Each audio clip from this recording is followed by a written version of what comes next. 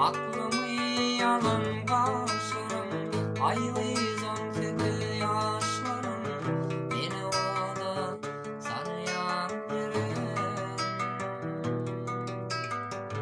Sözün söyleyeyim bana JEREN.